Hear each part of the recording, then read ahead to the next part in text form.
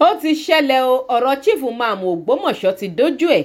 Àwọn League of Imams and Alfas nílùú Ògbómọ̀ṣọ́, àwọn Islamic Affairs Committee ti pàṣẹ lórí ọ̀rọ̀ tó ń jà rìnrìn láàrin chief imam ìdílé Ayílára àtọba Ṣàngún Ògbómọ̀ṣọ́ wípé kí imam Toliat Yunus kó lọ wá ojútùú sí ọ̀rọ̀ ara rẹ̀ nínú ìdílé Ayílára, bí bẹ́ẹ̀ kọ́ kó ṣetán láti fi ipò chief imam kalẹ̀ ní kíákíá. Ọ̀rọ̀ yìí dójú ẹ̀. Tẹ́yìn èèyàn mi ò bá kú gbàgbé pé gbogbo rògbòdìyàn àárín chief imam ìlú Ògbómọ̀ṣọ́ àtọba Ṣàngún pẹ̀lú ìdílé Ayílára ló dá lórí pé chief imam gbọ́ba Ṣàngún àti ìdílé Ayílára lọ sílé ẹjọ́ tó sì fẹ̀sùn kàn wọ́n pé wọ́n fẹ́ yọ òun nípò nítorí pé àwọn ìdílé Ayílára ni wọ́n tako chief imam pé kì í ṣọmọ ìdílé wọn. Ó lágbára. Ọ̀rọ̀ yìí ni wọ́n ti ń fà láti bí oṣù mélòó báyìí sẹ́yìn tó sì ṣe wípé kàkà kí ọ̀rọ̀ yìí ó lójútùú kàkà kó ní ìyanjú ó tún pele sí i ni. Kódà láàrin gbogbo rògbòdìyàn yìí ni chief imam tún ti ń tẹ̀ sójú ọba Ṣàngún láì wo ti orí adé mọ́ lára rárá. Bẹ́ẹ̀ ni gbogbo akitiyan àwọn tó lẹ́nu láwùjọ láti paná ọ̀rọ̀ ọ̀hún ló ń já sí pàbó. Ṣùgbọ́n ṣá òwe Yorùbá kan ló ní mọ́fọ́kọ́ omi sọ̀nà ọjọ́ kan là á kọ́.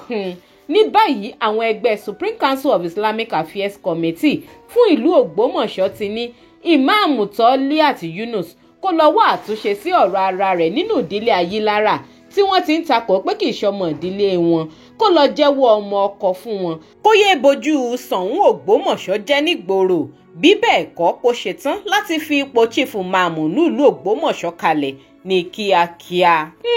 Ló bá parí o.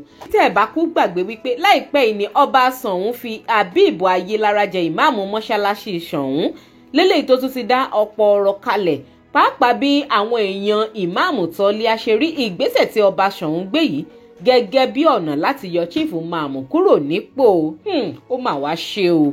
Ààrẹ Mùsùlùmí Ògbómọ̀ṣọ́ tó tún jẹ́ alága ẹgbẹ́ Supreme Council of Islamic Affairs Committee fún ìlú Ògbómọ̀ṣọ́ Abdulganiyu Àtàndá Owódùnní ti fi ìdí ẹ̀ múlẹ̀ wípé ìjà ipò chief imam tó ń lọ nínú ìlú Ògbómọ̀ṣọ́ kì í ṣe ti ọba Ṣàngún nìkan, nítorí ó dá lórí ìṣòtítọ́ àti irọ́ pípa, ohun tó tọ́ àti ohun tí kò tọ́ láwùjọ ni. Pé ìdílé 6 báyìí ló kú wà nínú ìlú Ògbómọ̀ṣọ́ tó ń joyè máàmù tó sì ṣe wípé nínú ìtàn ọba Ṣàngún náà ló ń fi wọ́n jẹ, tí kò sì sí ilé ẹjọ́ kan tàbí ẹgbẹ́ mùsùlùmí kan tó bẹ̀ wọ́n lọ́wọ́ wò rí nínú ìtàn.